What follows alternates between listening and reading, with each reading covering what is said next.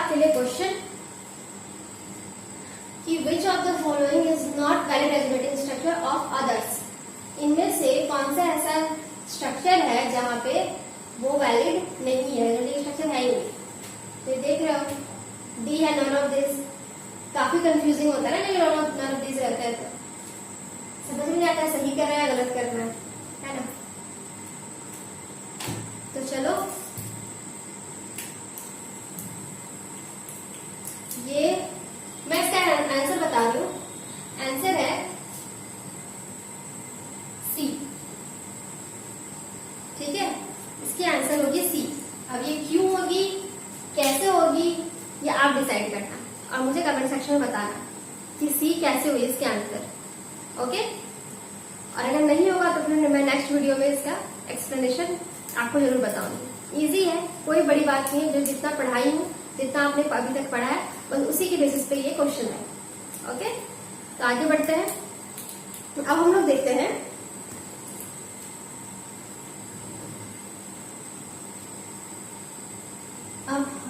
देखेंगे types of resonance. ये आज के क्लास की आखिरी टॉपिक है।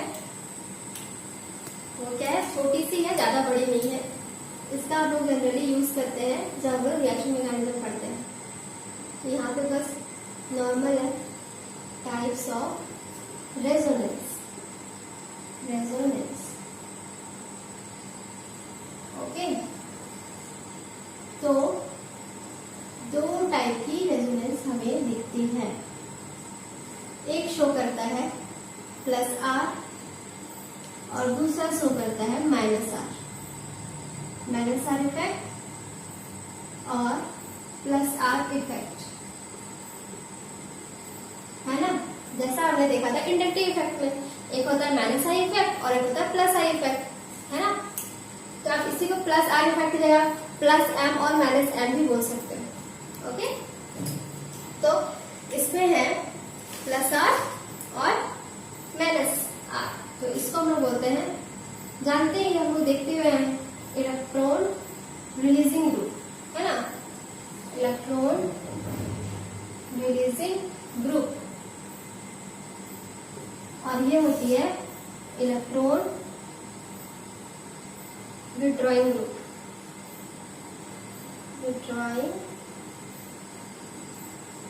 ग्रुप, है ना। तो अब इसका एग्जाम्पल क्या क्या है। इसका मतलब ये हुआ क्या, जैसे आप मान के चलो ये डबल बॉन्ड है और यहाँ पे कोई ग्रुप लगा हुआ है जेड। अच्छा समझिए, ये तो आगे इलेक्ट्रॉन रिलीजिंग ग्रुप हटा देते। अब ये इफेक्ट शो कौन करता है, जैसे मान के चलो ये हमारा जेड है, जेड बोल सकते हो या कोई भी, इसी को हम इस तरह से भी लिख सकते हैं, बेंजीन के ऊपर जेड, ठीक है। और ये जेड के पास लोन पेयर है और ये दे रहा है, ये दे रही है, ठीक है। और सेम वे में ये इधर है, इसको मान लिया ए डबल बॉन्ड डी।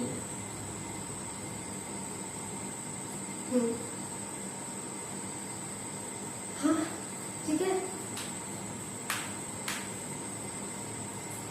हाँ, और यहाँ जो डी है वो है मोर इलेक्ट्रोनेगेटिव एटम। ये विड्रॉ कर रहा है इलेक्ट्रॉन को, मैंने सारे ये विड्रॉ करेगा इस तरह से इलेक्ट्रॉन अपनी ओर, है ना। इसी को बेंजीन के ऊपर भी लगा लो, कोई बात नहीं। बेंजीन के ऊपर बेंजीन के ऊपर ऐसे लिख लो। जैसे हमने क्या देखा था, एग्जाम्पल याद है कुछ, हमने किया भी है। हमने देखा था नाइट्रो को ऐसे बेंजीन से इलेक्ट्रॉन ड्रॉ करते हुए, तो वो जो नाइट्रो है वो शो करती है, वो शो करता है माइनस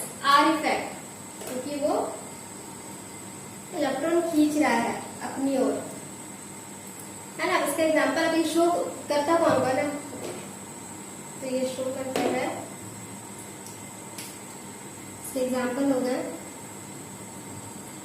OH दो पेयर है, देखते हैं फिनोल पे OR इथर वाले ग्रुप NH2 देखा कहीं हमने, है ना।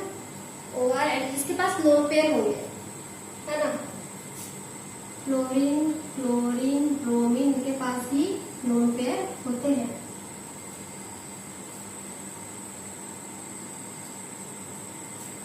-SH जिनके पास भी लोन पेयर होंगे वो सारे शो करेंगे जो दे सकते हैं। NHC डबल बॉन्ड OCH3 या नाइट्रोजन के पास लोन पेयर है या सल्फर के पास है।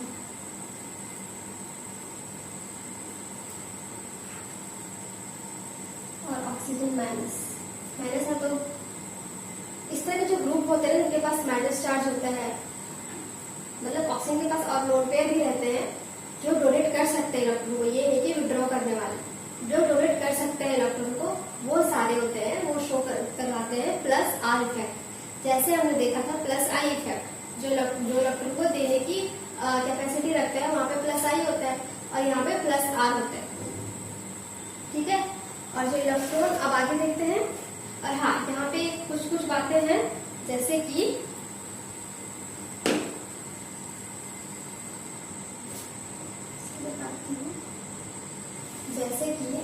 ये जो है ना NH2 या फिर NHR, ये सब होते हैं ना, ये OH से ज्यादा विड्रॉ करते हैं इलेक्ट्रॉन।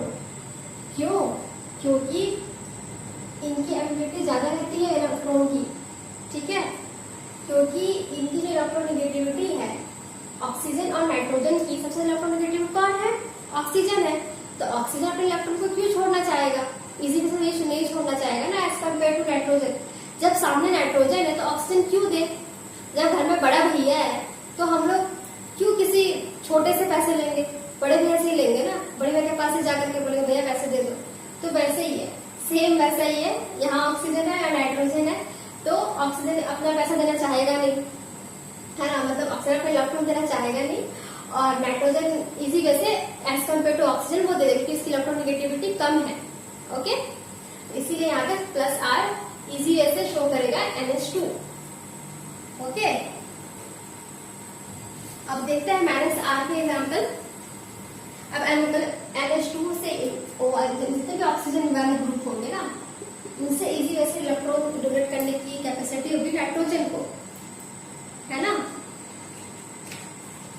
जो भी नाइट्रोजन वाले होंगे। जैसे एक और है, जैसे यहाँ पर है ना NHC double bond O CH3, इनकी कैपेसिटी ज्यादा होगी इससे, ऑक्सीजन वाले से ये ऑक्सीजन जिसकी इलेक्ट्रोनेगेटिविटी ज्यादा होगी वो इलेक्ट्रॉन को जल्दी देना नहीं चाहेगा कहीं भी। हाँ, इसीलिए जब नाइट्रोजन है सामने और ऑक्सीजन है तो वहां पे जनरली हम लोग देखते हैं नाइट्रोजन देता है अपने इलेक्ट्रॉन क्योंकि उसकी इलेक्ट्रोनेगेटिविटी कम होती है ऑक्सीजन से। ओके, अब देखते हैं क्या -R कौन सा शो करता है। -R जितने मल्टीपल बॉन्ड वाले होते हैं ना, मल्टीपल बॉन्ड वो सारे शो करते हैं -R। एग्जाम्पल में आप देखिए हो, NO2 हो गया, है ना, NO2 के पास है ना कुछ ऐसा, देखिए किस तरह से हमारा बॉन्ड बनता है, इसमें मल्टीपल बॉन्ड है और इसमें इलेक्ट्रोनेगेटिविटी किसकी ज्यादा है? ऑक्सीजन की। मैंने कहा था कि जो इस तरह से होगा, यहाँ A डबल बॉन्ड B, इसकी इलेक्ट्रोनेगेटिविटी ज्यादा होनी चाहिए A से, है ना। तो उस तरह कंपाउंड हमारा शो करते हैं generally -R NO2 C double bond O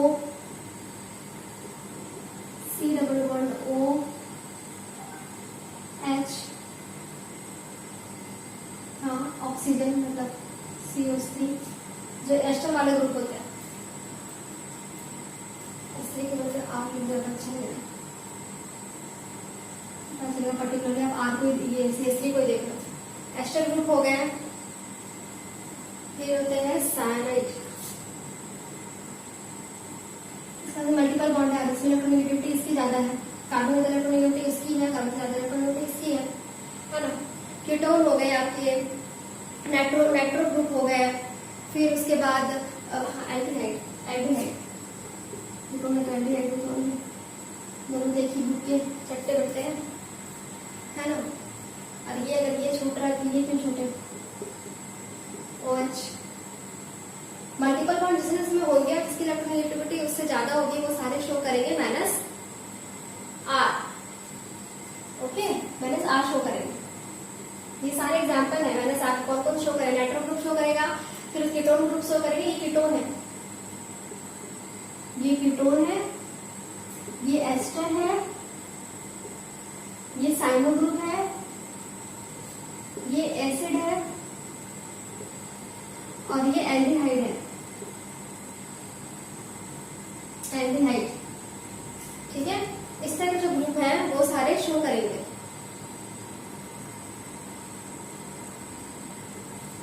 समझ में आ गया। और एक ये भी ग्रुप है, ये आपने ये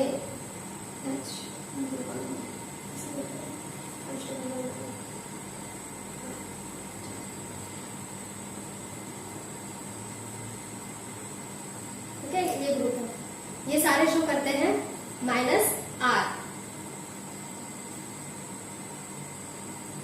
और कुछ ऐसे भी स्पीसीज हैं जो -R शो करते हैं। पहला केस तो -R शो करने का ये हो गया। इन सबको अच्छे से याद रखिएगा क्योंकि ये बहुत बहुत ज्यादा यूजफुल है हमारे। कोई भी आप कुछ भी देख लो, कहीं भी रिएक्शन मिलेगा, कोई भी क्वेश्चन उठा के देख लो, इस तरह के ग्रुप आपको नजर जरूर आएंगे। तो इन सबका रिश्ता होता है -R से कहीं ना कहीं। तो हमारा जो केस 2 है वो केस 2 एग्जाम्पल है हमारे पास, presence of p orbital, presence of p orbital, p orbital. जिनके पास p ऑर्बिटल खाली है ना, वो भी -R शो करते हैं। खाली है, खाली पड़ा है तो खाली दिमाग शैतान का होता है ना, वैसे यहाँ भी है, खाली p ऑर्बिटल है तो इनको कुछ ना कुछ तो चाहिए होगा कहीं ना कहीं, सभी रिएक्शन में जाएंगे। ठीक है, तो वैसे ही तो यहाँ एग्जाम्पल है ब्रोमीन की। ब्रोमीन के पास जो p ऑर्बिटल होती है वो खाली होती है, तो क्या करेगा, ये इलेक्ट्रॉन को लेगा, अपनी ओर खींचेगा, ये अपने ये इलेक्ट्रॉन को विड्रॉ की तरह अपना शो करेगा, है ना। इसमें इमेज भी बनाई दो साथ ही साथ, कुछ इस तरह से देखेंगे। बी के ऊपर माइनस चार्ज, हाँ माइनस हो गया, पॉजिटिव, ये यहाँ, ये इसको ऐसे दे दिया, दिया,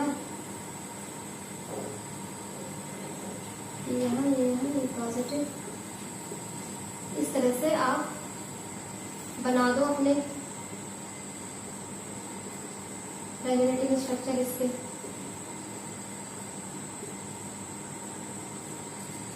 ओके, इस तरह से आप देख सकते हो। इसके रनिंग हो गई। प्रेजेंस ऑफ p ऑर्बिटल, इसके पास जो p ऑर्बिटल होती है वो खाली होती है। बोरोन के पास, सॉरी बोरोन के पास जो p ऑर्बिटल होती है वो खाली होती है। इसकी जो ये है कि टॉपिक वो 1:5 होती है ना, 51 p ऑर्बिटल खाली है ना, बस एक ही है, 1 2 इतने सारे p ऑर्बिटल खाली है, तो कैसे बैठ सकता है ये, है ना। तो इसीलिए ये इलेक्ट्रॉन ये भी विड्रॉ का शो करता है। ठीक है, तो केस 3 जो है वो भी सिमिलर ही है, बिल्कुल इसी की तरह। Presence of d orbital, presence of d orbital, इस तरह के जो ग्रुप होते हैं वो भी शो करते हैं हमारे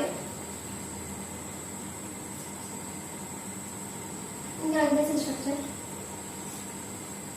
किसके पास होता है हमारा ग्रुप ये होता है ना हमारा फ्लोरीन, ये फास्फोरस के पास, फास्फोरस के पास डी ऑर्बिटल की प्रेजेंस होती है ना,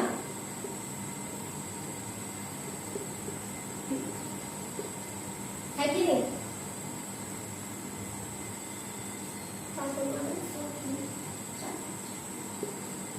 ठीक है,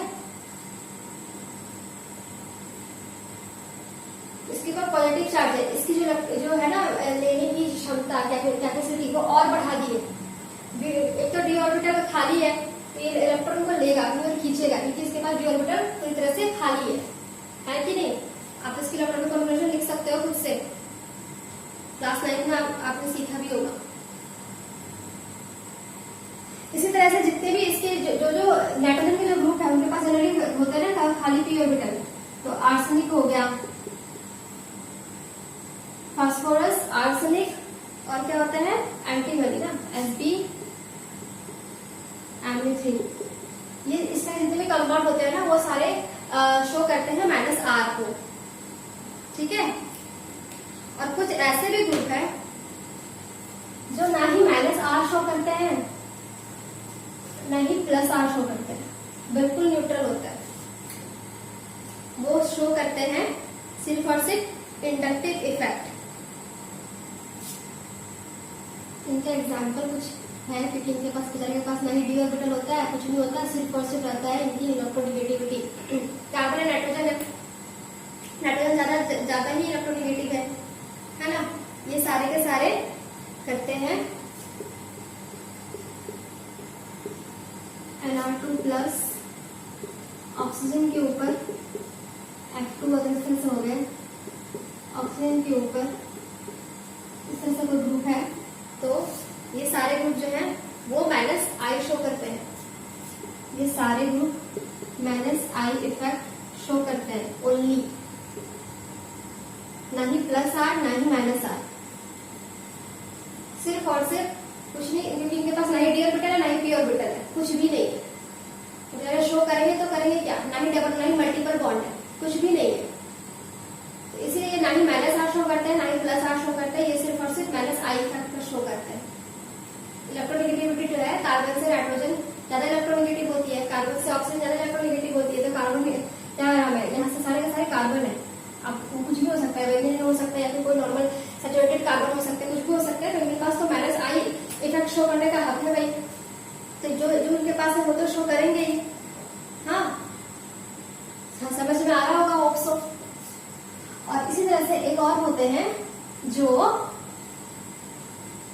ये सब याद रखना जरूरी है, क्योंकि जब आपके पास क्वेश्चन आता है ना तो समझ में नहीं आता है, पर रीजन अगर आपको पता हो अच्छे से तो वो कहीं अगर आप थोड़ा सा भी कहीं भी अगर क्वेश्चन मिलता है तो थोड़ा सा भी अप्रोच कर सकते हो, तो बेसिक से अप्रोच तो कर ही सकते हो ना, इस तरह से आप क्वेश्चन को सॉल्व कर सकते हो। कुछ ऐसे भी ग्रुप होते हैं जो +R और -R दोनों ही शो करते हैं, बोथ, बहुत नाइंसाफी है भाई, दोनों ही। जैसे कि एग्जाम्पल के तौर पे आप देख लो N11O है ना, ये क्या करता है, ये मल्टीपल बॉन्ड है, जैसा मैंने बताया था, ये कुछ इस तरह से ही है, A- B, A double bond B, वही है, ये A है ये B है और यहाँ ऐसे बना हुआ है, यहाँ पे लगा दो कुछ भी, ऐसे करोगे तो ऐसे ही तो होगा, अगर इसको इसे दिखाओगे तो बेंजीन ही तो बनेंगे, है ना, एक्सटेंडेड स्ट्रक्चर है। तो यहाँ देखो ये इलेक्ट्रोनेगेटिव ज्यादा है नाइट्रोजन से भी और कार्बन से भी, तो ये इलेक्ट्रॉन को खींचेगा, खींचने का काम करेगा, तो इसकी वजह से यहाँ पे लगेगा -R का इफेक्ट। ये सब बस आपको जानकारी के लिए दे रही हूँ ताकि आपको क्वेश्चंस में हेल्प मिले, ठीक है। आप नहीं रखोगे तो कोई बात नहीं।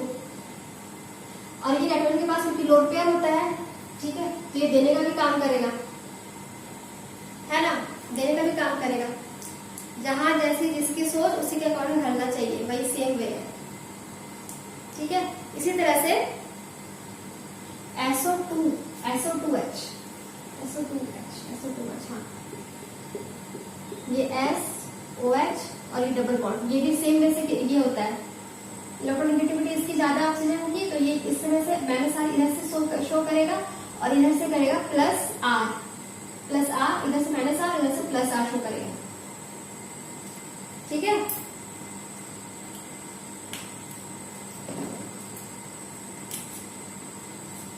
फिर हमारा अब भाई इतना कुछ जब सीख रहे हैं तो CH डबल बॉन्ड CH2 क्यों पीछे है, ये भी तो दे सकता है इलेक्ट्रॉन को और खींच भी सकता है इलेक्ट्रॉन को। इसकी वजह से यहाँ पे -R शो करेगा ये, और ये +R, ये इलेक्ट्रॉन को ऐसे करके दे देगा। ठीक है, और ये अगर ज्यादा ये रहेगा तो ये इलेक्ट्रॉन को खींचने की भी टेंडेंसी रखता है। C double bond CH2 vinylic group कहता है ना इसको, विनाइलिक ग्रुप। डबल बॉन्ड का ही खेला है, डबल बॉन्ड लिया भी जा सकता है और दिया भी जा सकता है। ठीक है, तो इस तरीके हुए हमारे +R और -R टाइप ऑफ रेजोनेंस, है ना। अब आगे देखते हैं, फटाफट देखते हैं, बहुत ही बेसिक टर्मिनोलॉजीज है रेजोनेंस के बारे में कि अब रेजोनेंस लगते कहाँ कहाँ है। पता तो चलेगा कि रेजोनेंस है क्या और नहीं है, पर पता चले रेजोनेंस लगते कहाँ है। कुछ कुछ रेजोनेंस के की पॉइंट है, जैसे कि रेजोनेंस जो है वो हमारा ये carbon 1, carbon 2, carbon 3, carbon 4, carbon 6, carbon 2 वाले को हम लोग बोलते हैं ऑर्थो, कार्बन 3 वाले को हम लोग बोलते हैं मेटा, कार्बन 4 वाले को हम लोग बोलते हैं पैरा। फिर वही सेम इसको हम लोग मेटा और ये पैरा, और ये इसके हैं, यहाँ पे कोई ग्रुप नहीं है तो ये ऑर्थो, ऑर्थो और ये पैरा नॉर्मल। ठीक है, और जो ही इसके साथ कोई ग्रुप जी मान लीजिए कोई जुड़ गया तो ये हमारा हो गया ऑर्थो, ये हमारा हो गया मेटा, ये हमारा हो गया पैरा, ये फिर सेम मेटा ऑर्थो, और इसको हम लोग बोल देते हैं इप्सो। ठीक है, इप्सो। तो मैं ये यहाँ पे ये कहना चाह रही हूँ कि जो +R -R ये दोनों ऑर्थो और एंड पैरा पे, मेटा पे ये ग्रुप नहीं लगता है। मेटा पे इसका इस ग्रुप का जो वर्क है वो कभी भी नहीं होगा। ये एकदम अच्छे से याद करके रख लेना, मेटा पे एकदम नहीं होगा, ये बिल्कुल भी वर्क नहीं करेगा। सिर्फ ऑर्थो और पैरा पे ये सेम इंटेंसिटी के साथ वर्क करते हैं। ठीक है, ओके। तो मेटा पे सिर्फ और सिर्फ क्या होगा, मेटा पे सिर्फ और सिर्फ, और यहाँ सिर्फ और सिर्फ वर्क करेगा इंडक्टिव इफेक्ट। ये जो इंडक्टिव इफेक्ट है ना, ये सब सारे पोजीशन पे वर्क करते हैं, है ना, सारे पोजीशन पे ये वर्क करते हैं इंडक्टिव इफेक्ट, सारे पोजीशन पे। ऑर्थो रहे, पैरा रहे, मेटा रहे, कहीं भी रहे, ये इफेक्ट यूज होता है, जनरली देखा जाता है सारे के सारे ग्रुप पे। और इनकी जो इंटेंसिटी होती है ना, इंडक्टिव इफेक्ट की इंटेंसिटी, रेजोनेंस की इंटेंसिटी जो है वो ऑर्थो और पैरा पे वर्क करती है, और उन दोनों पे जो इनकी इंटेंसिटी वो सेम रहती है, कोई भी डिफरेंस नहीं है। जितना ऑर्थो पे लगेगा उतना ही पैरा पे लगेगा। ठीक है, लेकिन इंडक्टिव इफेक्ट की डिस्टेंस डिपेंडेंट होता है, इसीलिए इसकी इंटेंसिटी जो है वो अकॉर्डिंग टू डिस्टेंस वो घटते जाती है। ठीक है, जैसे कि इप्सो है ना, इप्सो सबसे ज्यादा इप्सो पे, यहाँ पे अगर मान लो चलो कोई भी ग्रुप है जो -I लगा रहा है, -I लगा रहा है, प्लस कोई भी आप मान लो -I लगा रहा है, तो इसकी जो डिस्टेंस इस कार्बन पे बहुत ज्यादा है ना, सबसे तो -I इफेक्ट कहाँ पड़ेगा, यहाँ पे तो लगाएगा, है ना। सबसे तो -I इफेक्ट यहाँ पर होगा, इप्सो, उसके बाद फिर ऑर्थो, उसके बाद फिर मेटा, उसके बाद फिर पैरा। ठीक है, इस तरह से इसका सीक्वेंस होता है। इंडक्टिव इफेक्ट का ये सीक्वेंस है, मिक्स मत कर लेना, ये सीक्वेंस है इंडक्टिव इफेक्ट का, इंडक्टिव इफेक्ट। ओके, ये ध्यान से याद रखने वाली चीज है कि सबसे ज्यादा इंडक्टिव इफेक्ट इप्सो ग्रुप पे लगती है, फिर ऑर्थो, फिर मेटा, फिर पैरा। ठीक है, इप्सो क्योंकि इसकी डिस्टेंस डिपेंडेंट होती है, और रेजोनेंस जो है वो सिर्फ और सिर्फ ऑर्थो और पैरा में इक्वल इंटेंसिटी के साथ लगती है, मेटा में कभी नहीं लगती है। ठीक है, बिल्कुल भी नहीं। और हाँ, एक बात और बहुत ही इंपॉर्टेंट वो ये है, क्या जब भी आप कभी भी कोई भी रिएक्टिविटी, स्टेबिलिटी कुछ भी देखोगे तो वहां पे सबसे ज्यादा इफेक्ट देखना होता है वो है रेजोनेंस। उसके बाद हम लोग देखते हैं एक होता है हाइपर कॉन्जुगेशन, उसके बाद आता है इंडक्टिव इफेक्ट। इसको हम लोग पढ़ेंगे नेक्स्ट क्लास में अच्छे से। तो ये जो है ना सीक्वेंस, इसको must remember, must be remember, ये रिमेम्बर होना बहुत जरूरी है, ये बहुत इंपॉर्टेंट है। सबसे ज्यादा हम लोग को लगती है, लेकिन हाँ जब आप और आगे बढ़ोगे तो इससे भी ज्यादा एक और इफेक्ट लगता है, जो मैं आगे बढ़ाऊंगी तो मैं बताऊंगी। पर हाँ, सबसे इन तीनों में सबसे ज्यादा इफेक्ट जो है वो रेजोनेंस सबसे ज्यादा इफेक्ट शो करता है। उसके बाद सबसे कोई भी आप स्टेबिलिटी देखो या कुछ भी देखोगे ना, सबसे पहले आपका रेजोनेंस को पहले प्रायोरिटी देना है, उसको हाइपर कॉन्जुगेशन है उसको देना है, उसके बाद सबसे लास्ट में हम लोग इंडक्टिव इफेक्ट देखेंगे। जब ये सारे फेल हो जाएंगे, सब एक जैसे ही लगेंगे, उसके बाद हम लोग इंडक्टिव इफेक्ट पे जाते हैं। ठीक है, तो इंडक्टिव इफेक्ट में सबसे इसमें क्या देखना है, इसे एकदम अच्छे से याद रखना है। इंडक्टिव इफेक्ट हम लोग देखेंगे DNP, है ना, मैंने कहा ना DNP और DNP याद रखना है, डिस्टेंस, नंबर और पावर। इसके ऊपर इसमें सबसे पहले हम डिस्टेंस को देखेंगे, फिर नंबर को, फिर पावर को, है ना। अब धीरे धीरे चीजें टिपिकल हो रही है, राइट। तो ठीक है, तो यहाँ पे सबसे पहले हम लोग ये बात हमेशा याद रखना है कि जो चीजें है ना, ये और ये इस तरह की चीजें, ये इस तरह की चीजें जो है ना, ये हमेशा याद रखनी चाहिए। और में आप कोई भी रिएक्शन करो, ये सब चीजें दिमाग में रखनी चाहिए। आप चाहे आप आगे पढ़ोगे SN2 SN1 कुछ भी पढ़ोगे, ये सब चीजें आपको पता होनी चाहिए, वरना आपसे रिएक्शन नहीं होंगे। पता ही नहीं चला आपसे कौन इफेक्ट का, रिएक्टिविटी पता ही नहीं है किसी की, तो कहाँ से पता चलेगी, है ना। तो इसीलिए तो हमें RHI से याद रखता है, इससे RHI से अच्छा हम लोग ये RHS से अच्छा हम लोग RHI से अपने लैंग्वेज में लाएंगे RHI। ठीक है, RHI। ओके, तो ये अब मैं हाँ अगले क्लास में नेक्स्ट वीडियो में मैं आपको हाइपर कॉन्जुगेशन स्टार्ट करूंगी। तो उसके बाद फिर हम लोग ये, क्योंकि मैं इसके बाद मैं बोली था एसिडिटी वगैरह पढ़ाऊंगी, पर एसिडिटी में इसलिए नहीं पढ़ेगा क्योंकि यहाँ पे एक टफ आ गया ना RHI। तो मैं सोच रही हूँ पहले हाइपर कॉन्जुगेशन को उसको समअप कर लूँ, उसके बाद फिर हम लोग एसिडिटी और बेसिसिटी आराम से पढ़ेंगे। यहाँ पे कोई भी जल्दबाजी नहीं होगी, आराम से हम लोग पढ़ेंगे। उसके बाद ये हमारा GOC का शायद वो लास्ट टॉपिक होगा, एसिडिटी और बेसिसिटी। उसके बाद फिर अगर हम उसके बाद हम देखेंगे एरोमेटिसिटी, जो बहुत ही इंपॉर्टेंट है, जिससे क्वेश्चंस आते ही आते हैं, है ना।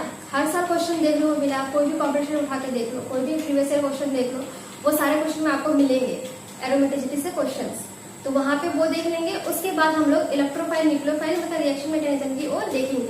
ठीक है, अगर उससे हाँ वो वैसे करेंगे। ठीक है, होप से आपको आज का वीडियो समझ में आया हो, पूरी रेफरेंस समझ में आई हो। अगर कोई भी क्वेश्चंस आपके पास है, कोई भी क्वेश्चंस आप कहीं भी आप अटक रहे हो, तो आप मुझे कमेंट सेक्शन में बता सकते हो, मैं उसका पूरी तरह से कोशिश करूंगी आंसर करने की।